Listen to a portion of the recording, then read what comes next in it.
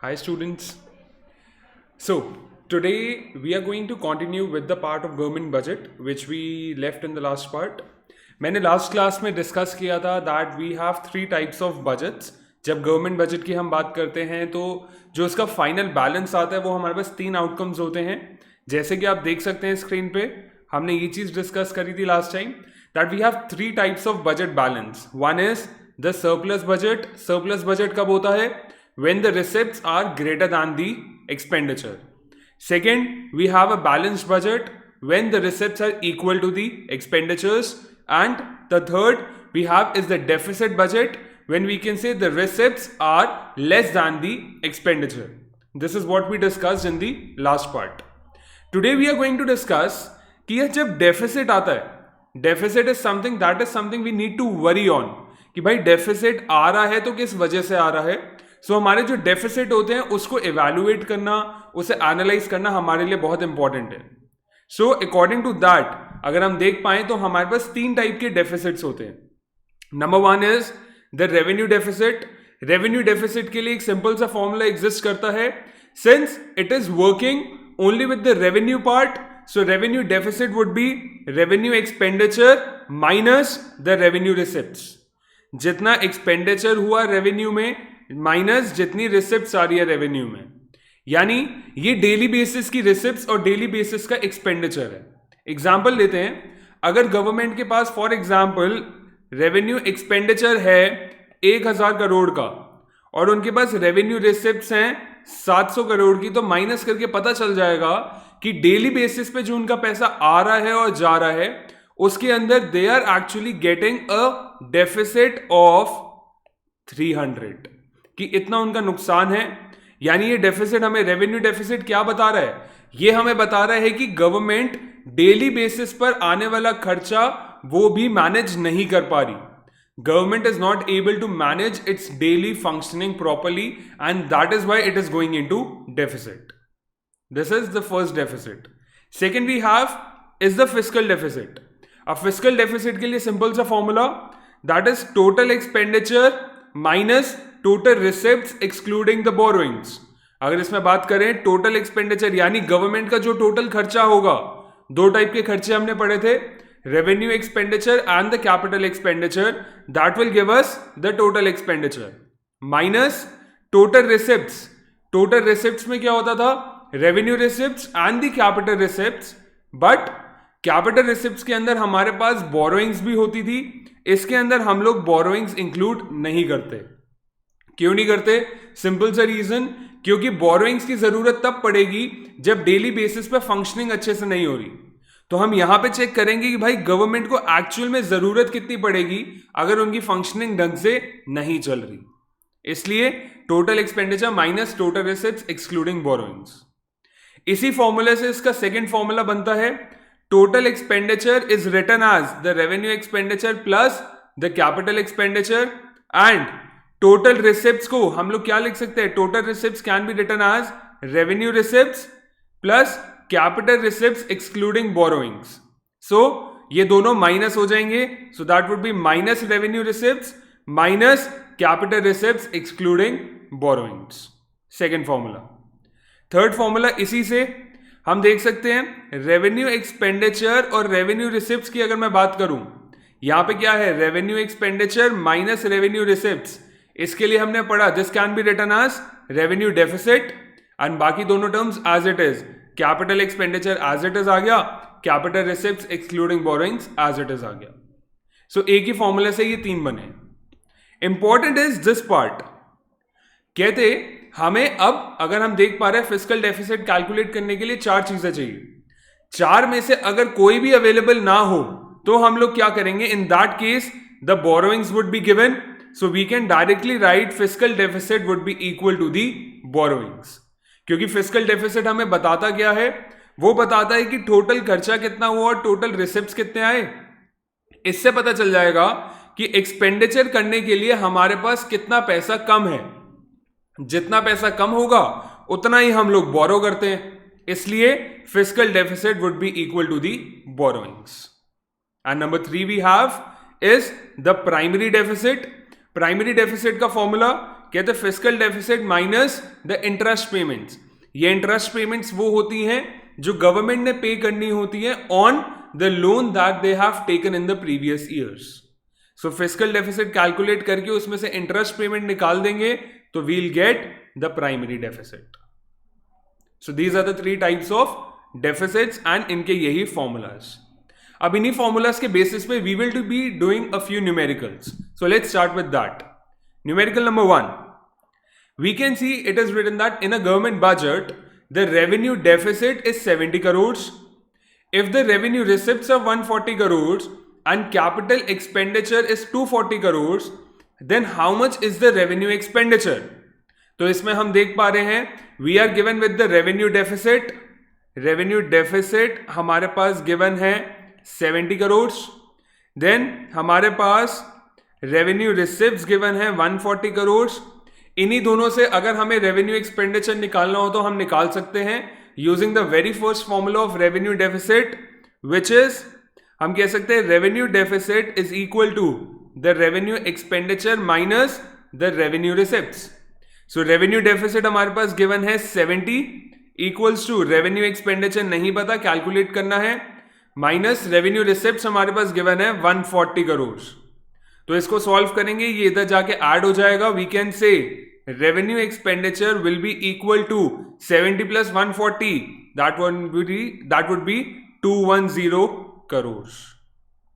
सो easy. इसके अंदर हम कह सकते हैं ये जो हमें कैपिटल एक्सपेंडिचर दिया हुआ था ये किसी काम का नहीं था, सिर्फ कंफ्यूज करने के लिए दिया था। This was the first numerical. Second, we can see the interest payments as per the government budget are 70,000 crores interest payment given hai. If the total borrowings of the government are estimated to be 1,35,000 crores, then how much is the primary deficit? अब primary deficit का formula क्या होता है? Primary deficit would be calculated as the fiscal deficit minus the interest payments. अब हमें पता है हमें चाहिए fiscal deficit। हमने ये भी पढ़ा था that fiscal deficit would be directly equal to the borrowings if all the components are not given to us. इस केस में बोरोइंग्स हमें गिवन है वो कितनी है? Those are 1,35,000 and interest payments हमारे पास गिवन है 70,000। So 1,35,000 minus 70,000 this will give me 65,000 which is my primary deficit.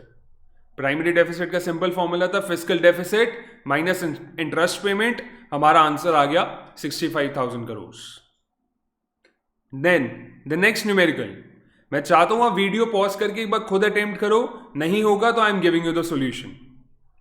Let's see the solution now. In a government budget the primary deficit is given out to be 36,000 and the interest payments are 21,000। Calculate the fiscal deficit. Very easy. We know that primary deficit is equal to the fiscal deficit minus the interest payments. अब इसके अंदर हमारे पास primary deficit given है 36,000 equals to fiscal deficit calculate करना है, fiscal deficit minus interest payments हमारे पास given है 21,000। तो इसको इधर ले जाके ऐड कर देंगे तो फिस्कल डेफिसिट आ जाएगा। So fiscal deficit would come out to be 36 plus 21 that would be 57,000 will be my fiscal deficit, right? Then next, again do it on your own and now I'll give you the solution. मैं चाहता हूं कि pause करके खुद attempt करो ताकि खुद को क्लैरिटी हो जाए, otherwise the solution is right here in front of you. We can see as per the government budget the interest payments are 30,000 crores which is 30% of the primary deficit. ध्यान से देखते हैं, इंटरेस्ट पेमेंट गिवन है 30,000 which is 30% of the primary deficit. तो ध्यान से देखते हैं, interest payment is 30% of the primary deficit and हमें कैलकुलेट करना है हमारा फिस्कल डेफिसिट। सो पहले निकाल लेते हैं हमारा प्राइमरी डेफिसिट कितना होगा। इंटरेस्ट पेमेंट गिवन है 30,000 करोड़ which is 30%, 30% यानी 30/100 इंटू प्राइमरी डेफिसिट कितना है? प्राइमरी डेफिसिट कैलकुलेट करना है, हम यहां पे ले लेते हैं x। इसको सॉल्व करते हैं, x की वैल्यू क्या आ जाएगी? That would B 30,000 into 100 upon 30, reciprocal हो गया दूसरी साइड पे जाकर। अगर इसको सॉल्व करें, 0 0 कटा, 3 इंटू 1, 3 इंटू 10,000, सो 10,000 इंटू 10, एक्स की वैल्यू यानी हमारा प्राइमरी डेफिसिट आ गया 1 लाख। हमारा प्राइमरी डेफिसिट आ गया 1 लाख। अब हमें चाहिए फिस्कल डेफिसिट। हमें पता है फॉर्मूला क्या होता है, that the primary deficit would be equal to the fiscal deficit minus the interest payments. Primary deficit हमने निकाल लिया, that is 1 lakh equals to fiscal deficit हमें कैलकुलेट करना है माइनस इंटरेस्ट पेमेंट गिवन है 30,000। दूसरी साइड जाके ऐड हो जाएगा तो हमें पता है fiscal deficit will come out to be 1,30,000। This is my final answer. Next numerical, now we need to calculate the fiscal deficit and the primary deficit. तो पहले फिस्कल डेफिसिट निकालेंगे, प्राइमरी डेफिसिट फिर निकल जाएगा हमारा। सो ध्यान से देखते हैं, फिस्कल डेफिसिट के लिए हमारा यहां कौन सा फॉर्मूला यूज होगा। अब यहां पे टोटल एक्सपेंडिचर गिवन है, तो we can write total expenditure minus total receipts excluding borrowings. So total expenditure की वैल्यू गिवन है, that is 1,50,000 minus total receipts क्या होती हैं। Total receipts are revenue receipts plus the capital receipts excluding borrowings. तो revenue receipts हमारे पास given है, that is 1,20,000 plus capital receipts excluding borrowings का दूसरा नाम non debt capital receipts. Non debt यानी ऐसी कैपिटल रिसिप्ट्स जिन्होंने डेट क्रिएट नहीं किया, यानी हमने कोई बोरोइंग्स नहीं करी। So that is 10,000। सो ये क्या हो जाएगा, 1,50,000 minus 1,30,000 which will come out to be 20,000 will be my fiscal deficit। ये आ गया मेरा फिस्कल डेफिसिट। अब प्राइमरी डेफिसिट निकालना है तो फॉर्मूला पता है, primary deficit would B fiscal deficit minus interest payments. Fiscal deficit आया 20,000 माइनस इंटरेस्ट पेमेंट हमारे पास गिवन है 7,500। Final answer would be 12,500 would be my primary deficit. 12,500 would be the final primary deficit. Then next, now we need to calculate the budget deficit. Now this is a new term. अब ये budget deficit क्या होती है, ध्यान से देखना। हमने अभी तक पढ़ा हमने फिस्कल डेफिसिट पढ़ा था। फिस्कल डेफिसिट में हमने पढ़ा था that is total expenditure minus total receipts excluding borrowings. But अब जो हमारा बजट डेफिसिट होता है, that would B budget deficit would B total expenditure minus total receipts.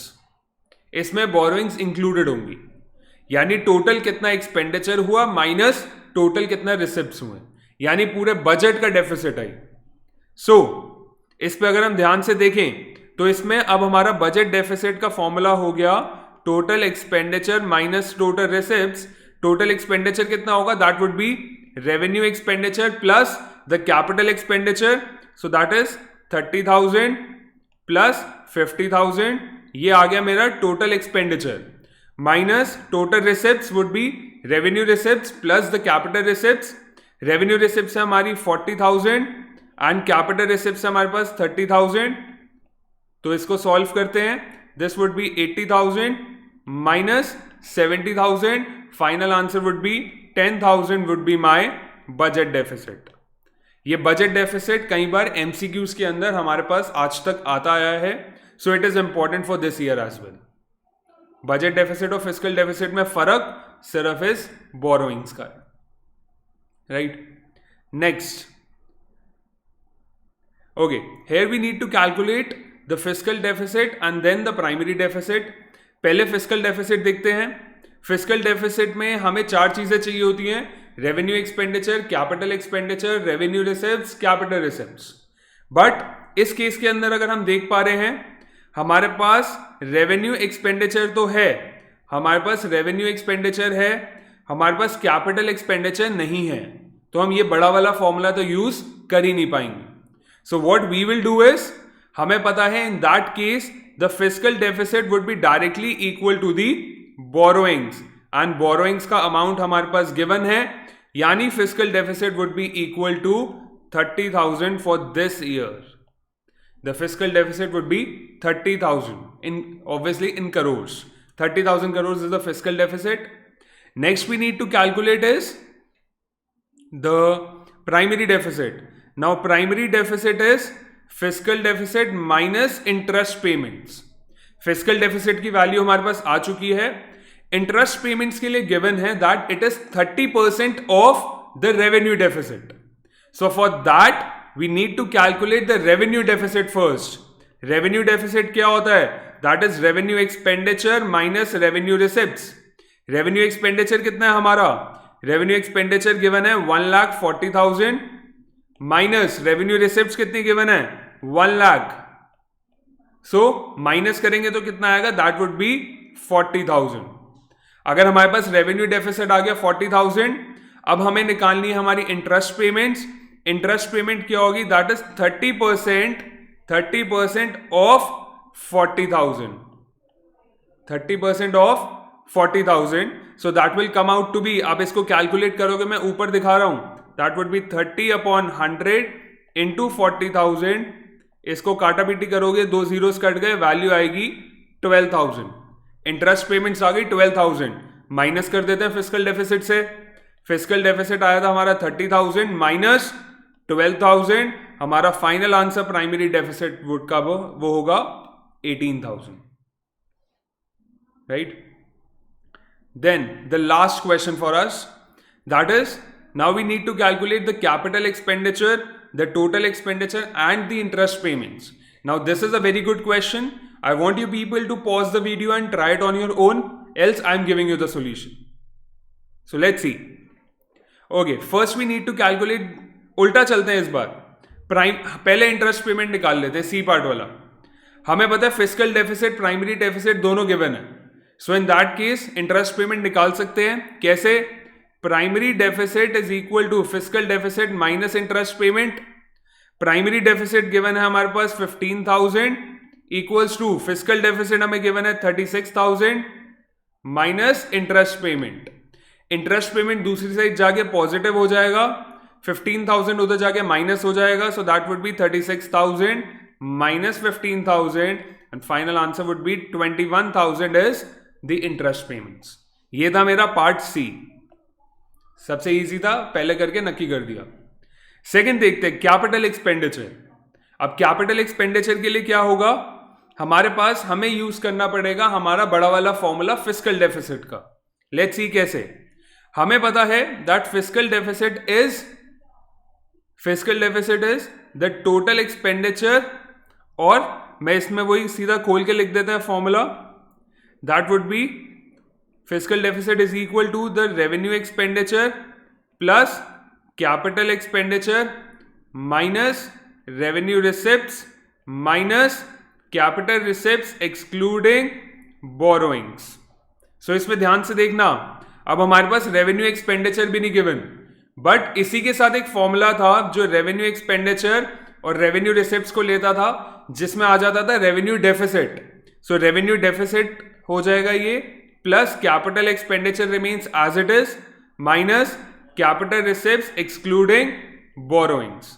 Solve करते हैं. रेवेन्यू डेफिसिट हमारे पास गिवन है दैट इज 27,000 प्लस, अब कैपिटल एक्सपेंडिचर नहीं है हमारे पास. अब कैपिटल एक्सपेंडिचर निकालने के लिए हमें इसको x लेना पड़ेगा and capital receipts excluding borrowings are 30,000. So minus 30,000, जहां पे फिजिकल डेफिसिट की वैल्यू हमें गिवन है 36,000. तो x की वैल्यू सॉल्व कर लेते हैं. 36, ये 27 इधर जाके माइनस हो जाएगा. 36 माइनस 27 वुड बी 9,000. ये 30,000 इधर जाके ऐड हो जाएगा. 9 प्लस 30 वुड बी 39. यानी capital expenditure will come out to be 39,000 crore. 39,000 crores. And the last thing that we have is the total expenditure. अब total expenditure कैसे निकलेगा? total expenditure यहां देखते हैं. It would be capital expenditure plus revenue expenditure. capital expenditure तो हमने calculate कर लिया. revenue expenditure कैसे calculate होगा? That would be calculated on the basis of the revenue deficit and the revenue receipts. सो इसके बेसिस पे निकाल के देखते हैं. हमें पता है, मैं ऊपर की तरफ लिख रहा हूं, revenue deficit is equal to revenue expenditure minus revenue receipts. So revenue deficit हमारे पास गिवन है 27,000, रेवेन्यू एक्सपेंडिचर निकालना है, माइनस रेवेन्यू रिसिप्ट्स हमारे पास गिवन है 18,000. दूसरी साइड जाके ऐड हो जाएगा तो रेवेन्यू एक्सपेंडिचर हमारे पास आ जाएगा 27 plus 18, that would B 45,000. Capital expenditure था हमारा 39,000 प्लस हमारा रेवेन्यू एक्सपेंडिचर हमारे पास आया 45,000 and final answer would be 45 plus 39 would be 84,000 will be my total expenditure. And here we are done with every type of numerical. Now आप किसी भी book से कोई भी numerical उठाओगे, you will be able to do it. Right students? So that was all about the topic. Thank you and have a nice day. Bye bye.